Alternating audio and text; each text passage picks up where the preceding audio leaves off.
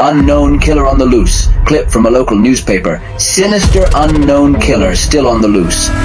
Despite weeks of investigation and a string of brutal murders, police have failed to find any convincing evidence. The only survivor of the attack was a little boy who shared his story.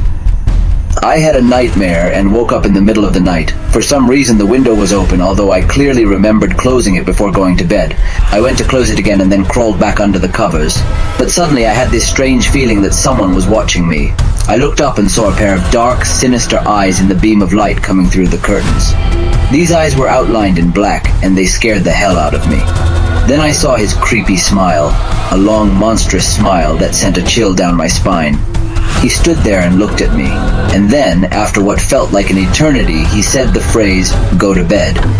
Those words sounded like only a madman could say them. I screamed, and that made him lunge at me. He had a knife in his hands, pointing it straight at my heart. I fought back, hit, kicked, tried to throw him off. Luckily, my father burst into the room with a gun. He almost managed to shoot, but the killer threw the knife into my father's shoulder and escaped, breaking the window. The police arrived at the scene, but he had already disappeared into the night. I will never forget that face, cold, angry eyes and a crazy smile. If you see someone matching the description, contact the police immediately. Jeff's story. Jeff's family recently moved to a new neighborhood thanks to his father's promotion. They settled into a beautiful house in an upscale neighborhood. Everything started out great, but soon Jeff's life changed dramatically. Fight with bullies. At the bus stop, Jeff and his brother encountered some local bullies. A fight ensued in which Jeff demonstrated unusual cruelty. This incident gave him a strange feeling of satisfaction. Party attack.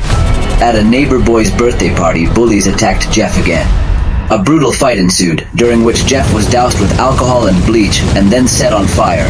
His body was engulfed in flames and he lost consciousness. In the hospital, when Jeff came to, his face was disfigured by burns. After removing the bandages, he realized that his skin was permanently white and his smile had acquired an evil look. Despite this, he felt strangely happy.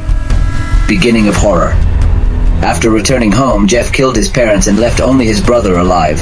His mind completely collapsed and he turned into a ruthless killer. As his mother screamed and his father and brother stood frozen in horror, the doctor turned to look at Jeff's face in the mirror. "What?" Jeff asked. He jumped up to go to the mirror. When he saw himself, a wide, evil grin spread across his face.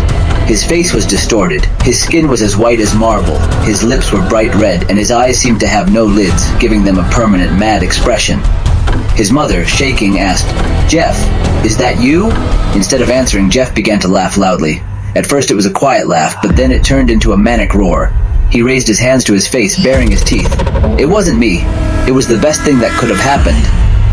The doctor tried to calm him down, but Jeff slapped his hand away and ran from the room. Later that night, the family tried to carry on as usual. Jeff was brought home, but his behavior had become even more strange. His mother lay awake, listening to him scraping something sharp in his room. When she came in the morning to wake him, she saw a nightmare. His entire mouth was disfigured, his lips cut out to leave a permanent smile.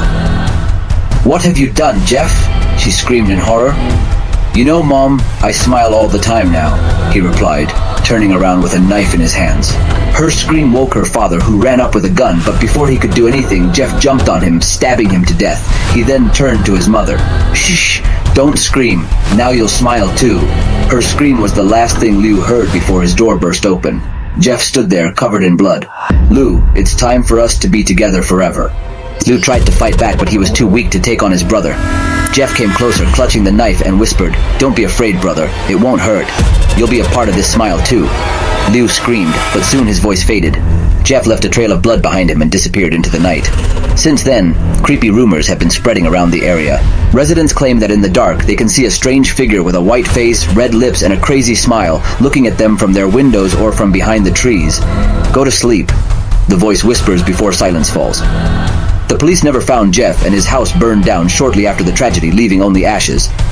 Since then, Jeff the Killer has become a legend, frightening children and adults alike. People swear that he still lives somewhere in the shadows, watching over those who cannot sleep. And if you hear that ominous whisper in the darkness, go to sleep. Perhaps it's your time to meet the mad killer with the eternal smile.